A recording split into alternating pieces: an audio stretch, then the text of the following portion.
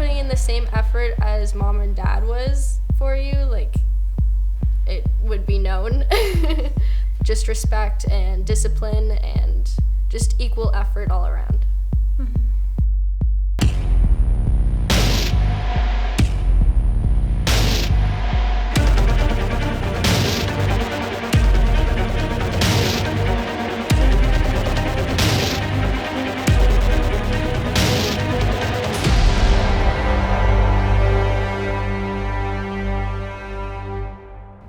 My name's Jen MacKean. I'm 18 years old and I'm a wrestler.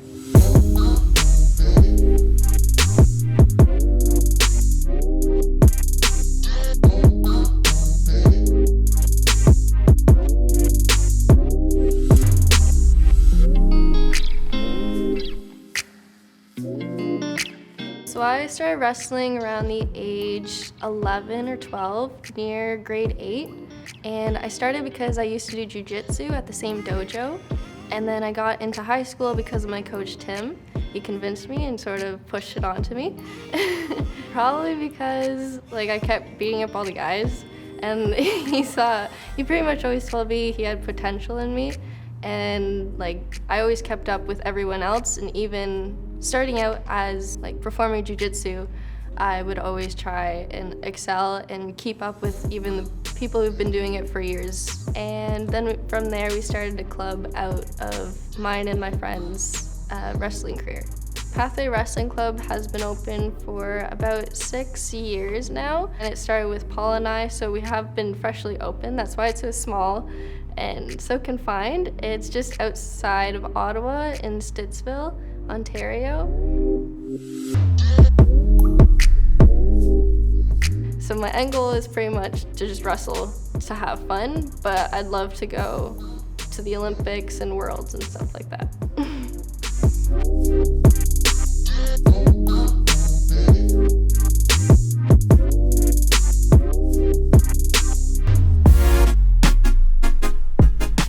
Some people are surprised when they hear that I'm a wrestler. It's more so because I'm a timid girl, and they're surprised that a timid girl would be a wrestler. But I always found when it came to sports, I was always extremely competitive, and I always needed to be the best in what I do, because that's just my personality. Even if you see me off the mat, I'm very kept to myself and just talk to my teammates, even though I'll talk to anyone, it's just I won't feel comfortable. But as soon as it's on the mat, I just want to be the star of the show. And yeah.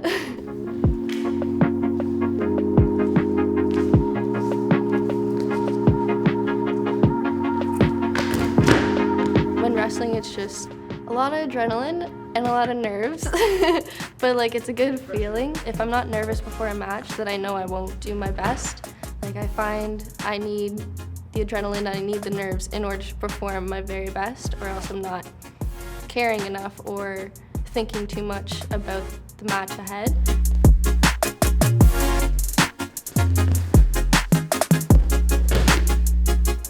You have to learn to control your nerves, but also still have it there, where you need to make sure you're not overthinking and you're very calm, but you need to be thinking fast and quickly. Just like every other martial arts, there's a lot of technical parts to it, where if you hit one certain point on a person, they might collapse or just over for the match. Whereas for wrestling, if you hit a certain angle, that could change the whole game, and you hit the takedown, or you hit one move and you just turn a little bit and then they're completely on their back. A lot of explosives and a lot of level changes and a lot of angle changes. With Jiu-Jitsu, I hated the takedowns, and that's pretty much the majority of wrestling. So I learned to love takedowns. In Jiu-Jitsu, you're just lying on your back mainly and going for submissions, whereas wrestling, you're mainly on your feet going for takedowns. And it's a lot more intense and upbeat than Jiu-Jitsu, which is why I mainly love it, because there's a go, go, go process the whole match.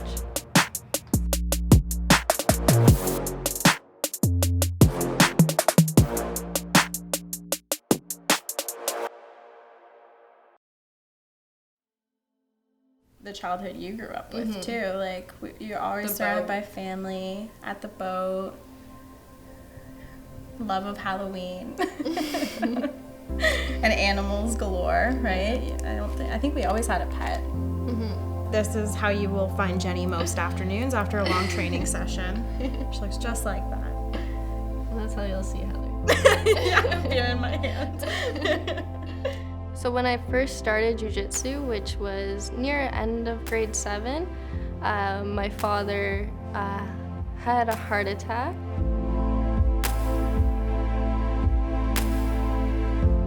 This was like 2 weeks left of grade 7, and so I was just skipping school the whole time, and I don't have the mindset to go into a hospital, so it was sort of just me staying at home the whole time. But with Jiu-Jitsu, it got me out, going to the gym, and then around grade 11, my mother was diagnosed with leukemia. And for almost a year, she was clear with it, and then suddenly, just one day, it came back, and came back hard. So we only had a day to go and see her, and again, I wasn't able to go into the hospital. Like, I just can't go in and see my own parent. Like, not everyone can see your own parent in the hospital room. And it was hard for my mom especially, because we grew this stronger bond with her just raising all of us together without a father figure. Because she was mainly the one who showed up to every single wrestling tournament, every single practice, even after school. And just losing her had me, again, push even harder with wrestling. And a lot of people don't know this, but a few months after her passing, I made Team Canada for cadet trials. I was pretty surprised, but again, that was just how hard I was pushing for training and just wanting to prove that I was still, not exactly okay, but I was still, my mindset was on what I wanted in life, just because I do believe in like grieving and stuff, and making sure like you spend time to remember the person you lose, but I also keep in mind that I don't want that to stop me from living my life. Like, that's not what my mom especially would want. She would get mad at me. She was a very hard worker, and just like me, kept to herself and always did stuff that made herself happy, and she wouldn't want her loss to get in the way of my dreams.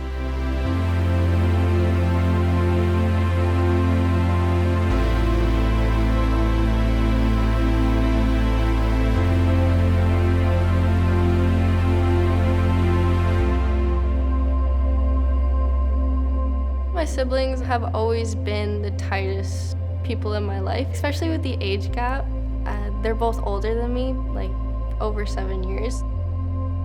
With my brother, he's typically more there, supportive, and just wants to do what's best for me, so he's more action take, whereas my sister will be heartfelt, which I hate, but she's more there emotionally, and she'll just always be there and supportive no matter what.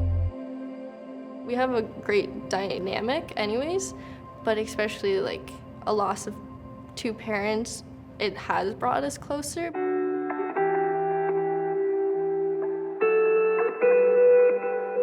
So from there, it made me really push myself into the sport, because if I stay not working out, I find my mind goes to dark places.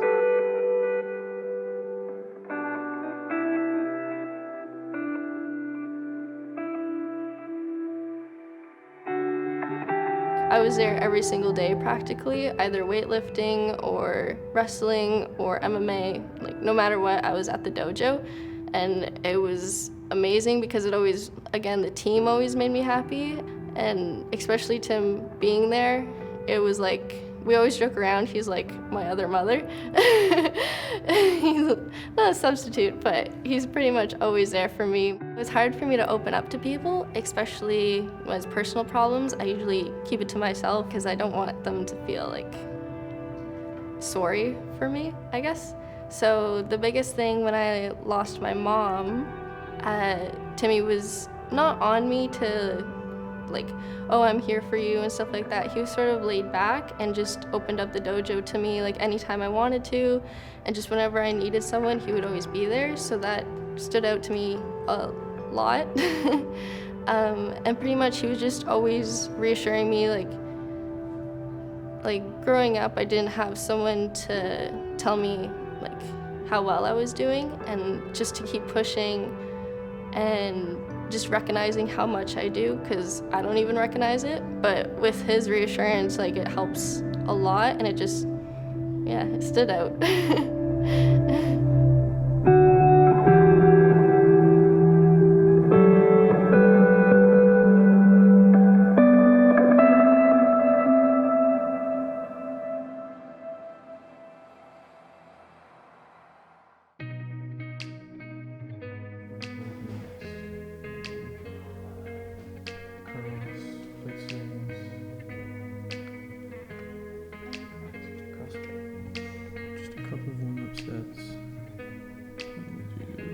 Pretty much the biggest change for me to adapt from high school and then college, university wrestling is probably just finding my own way to like improve.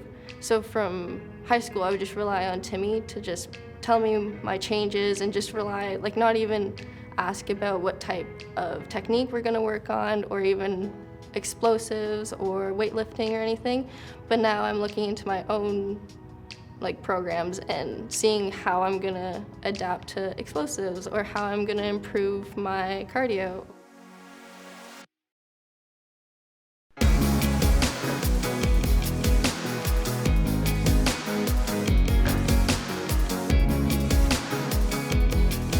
So I find matches are a much more bigger learning experience than just practices, because practices you're just training a certain move you typically know what the other person's gonna counter with.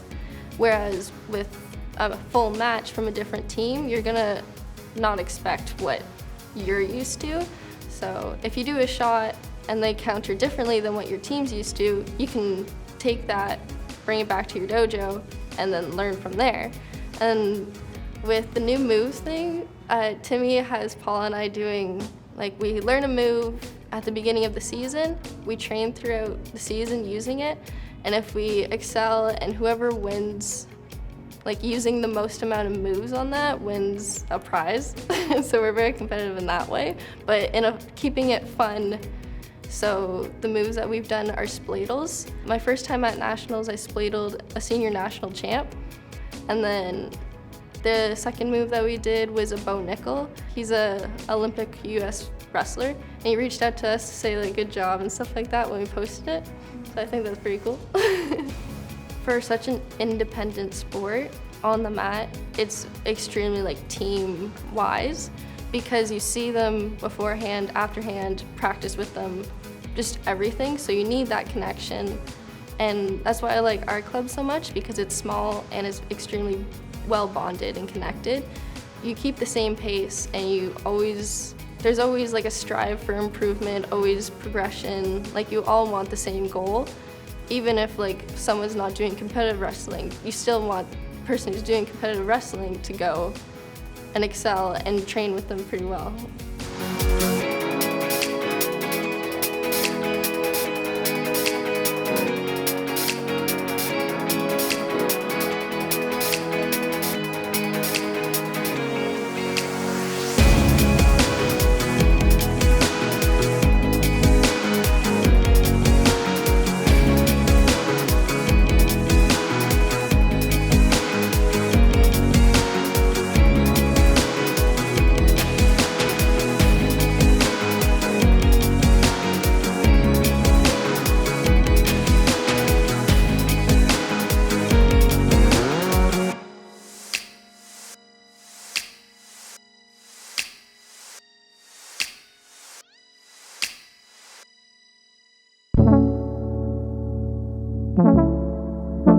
Female wrestlers and male wrestlers are, what in my eyes, they wrestle differently.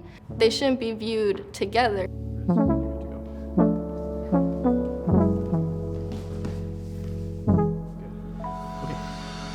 Like for 2020, it definitely should be more, not so much recognition, but more funding, especially in the States.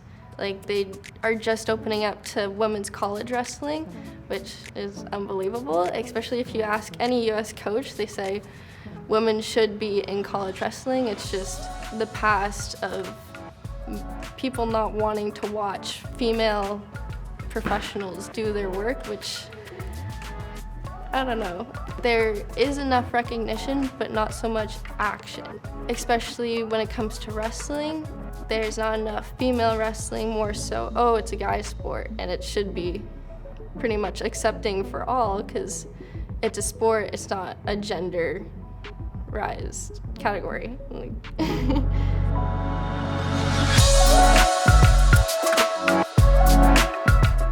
What I would recommend is only wrestle for yourself. You get caught up in wrestling for your coach, for your teammates, to even keep up, and keeping the motivation for yourself. Like, being self-motivated is probably the best thing to be, especially with me, the loss of my mother and the loss of my father, just being a little set back, but I would like to keep on going. But I understand if I can't make it to these Olympics, I'm just gonna train harder. If someone also my age makes it and gets on Team Canada, I won't be too upset or mad at myself. I'm just gonna keep on training because I'm very self-motivated and in tune with myself.